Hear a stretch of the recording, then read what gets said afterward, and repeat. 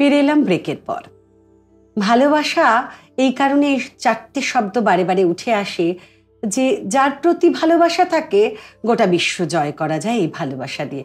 সেটা তো আমরা আজকে শুনতেই পাচ্ছি প্রদীপ কুমার দাশের কবিতার মধ্যে দিয়ে, একটু একটু করে বোঝাতেও পারছি বোধহয় আপনাদের কাছে। আপনারাও এইরকম অভিজ্ঞতা, এইরকম মনের শক্তি নিয়ে চলে আসুন কথা ও কবিতার স্টুডিওতে এবং অবশ্যই যোগাযোগ করুন 9433531731 এই নম্বরে। প্রদীপ দাই বলবো নাকি নাম ধরে ডাকবো?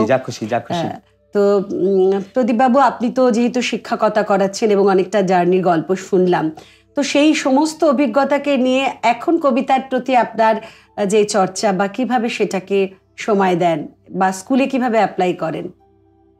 আমি বর্তমান যে স্কুলে আছি, এই স্কুলে জয়েন করেছি 2021 সালে। তো 21 সালে এসে আমি একটা কাজ করেছি, সেটা হচ্ছে ছেলেদের স্কুল। আমরা আরেকজন একটা কলিগ আছে আমার, সেও একটু নাট্যচর্চা করে।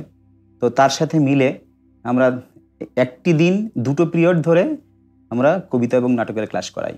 হ্যাঁ, এটা আমার মনে হলো যে আপনার যেহেতু এটা নিজে ফিল করেছেন, নিজে সেটা পাননি ছোটবেলায়, সেই জন্য আমার মনে হচ্ছিল, এই জন্য এই প্রশ্নটা করলাম, একটু ব্যতিক্রমী। না, তা ঠিক না, আমার মনে হচ্ছিল ঠিক আছে, যেটুকু শিখেছি তো এদের সাথে ভাগ করে এইটাই। সত্যি তো কত মানুষের কত সুপ্ত ইচ্ছে থাকে। তো আমরা এবারে আবার একটু কবিতায় যাব। এবারে কি কবিতা আপনার ঝুলিতে দেখি? আমি কবি অরুণ কুমার সরকারের বৈশাখী। তোমাকে চাই, আমি তোমাকে চাই, তোমাকে ছাড়া নেই শান্তি নেই, রক্ত কিংসুকে জ্বালিয়ে দাও আমার বৈশাখী রাত্রি দিন। রভসে দাও দাও সমুদ্রের, শরীরে পাকে পাকে ফসফরাস, অন্ধকারে চুল এলিয়ে দাও, নখরে নীল হোক শুভ্র বুক। তোমাকে চাই, আমি তোমাকে চাই, হাকিছে অস্থির অশ্বক্ষুর, জ্বলেছে পদে পদে বিদ্যুতের তীব্র শব্দের আর্তনাদ। তোমাকে ছাড়া নেই শান্তি নেই, গোলাপ ফুল আমি ছুঁয়েছি ঢের, রক্ত কিংসুকে জ্বালিয়ে দাও আমার বৈশাখী রাত্রি দিন। এটা একটা ভীষণ ভালো কবিতা নির্বাচন করেছেন। আমার অন্তত এই কবিতাটা খুব বেশি শোনা হয়নি, বেশ আমারও ভালো লাগলো।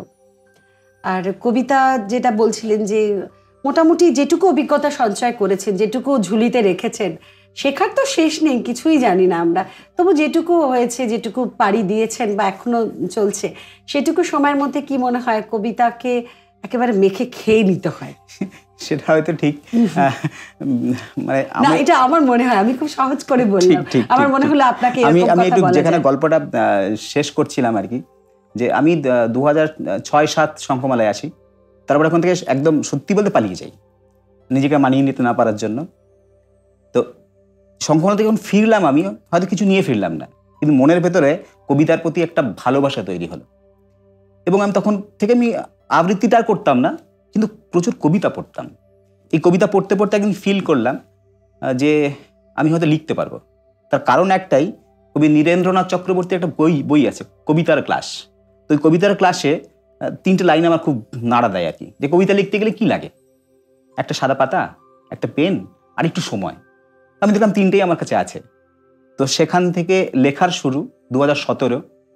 তো যা হয়, প্রথমে লিখলে বিভিন্ন জায়গায় কবিতা পাঠাতে ইচ্ছে করে, তার মানে এখন একটা আপনার লেখা শুনতে পাবো। আসলে নিজের লেখা তো মুখস্থ থাকে না, তো যদি পারমিশন দেন তাহলে একটা এমনি দেখে দেখে একটা কবিতা বলতে পারি আমি। শোনান আমাদেরকে।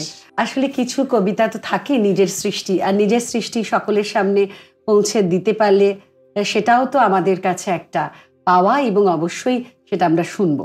শোনান। কবিতার নাম সাইনবোর্ড। লিখে রাখি সুখ, ভিতরে অসুখ, কেবা রাখে খোঁজ। মুখে বলি ভালো, আরো হোক আলো, দেখা হলে রোজ। লিখে রাখি বুকে বিষাদ ও অসুখে, ডাক নামে তোর। তুই এলে কাছে ছোট হয়ে আসে একাকিত্বের ভোর। মানুষের ভিড়ে চ্যাপটাও চিড়ে হয়ে যায় রোজ। তবু ভিড় ঠেলি, পাছে হয় দেরি, চাপা দি দোষ। বড় মোহময় জীবনের সঞ্চয়, তবু বাড়ের ঋণ। জীবনের শীত ধরেছে সঙ্গীত, ছোট হয় দিন। আর নিজের লেখা খুব ছোট্ট কিন্তু ভীষণ সুন্দর, মানে অল্প কথায় অনেকখানি বহিঃপ্রকাশ আর কি। যাই হোক, ভীষণ গুণী একজন ব্যক্তি আজকে আমাদের সঙ্গে স্টুডিওতে রয়েছে।